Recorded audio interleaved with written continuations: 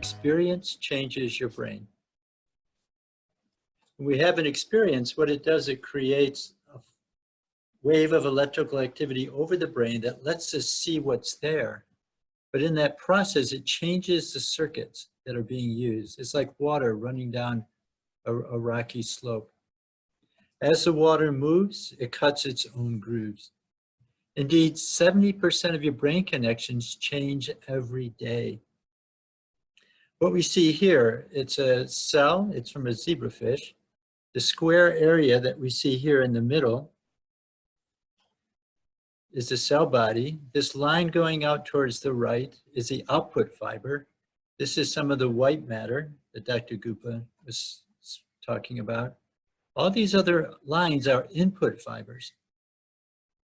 Dendrites is what they're called. And on the input fibers, the dendrites, you see these little dots. These dots are synapses. So that's where another neuron is sending information to this neuron. So what the scientists did is they took a picture. First, they put phosphorescent dye in the cell, and then they took a picture every minute. We're going to see how this cell changes minute by minute. Here we go. Notice the dendrites, they're moving laterally. They're moving out.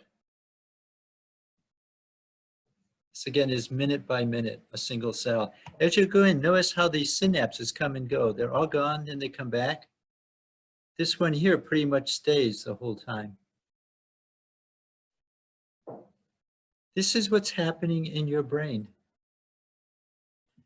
It's not a 0-1. It's not as though you lose things, but you're constantly amplifying your understanding or you're diminishing it. It's a very natural process. A very natural process which is determined by the decisions that we make. And that's how behavior can change the brain. That's how our decisions can change the brain.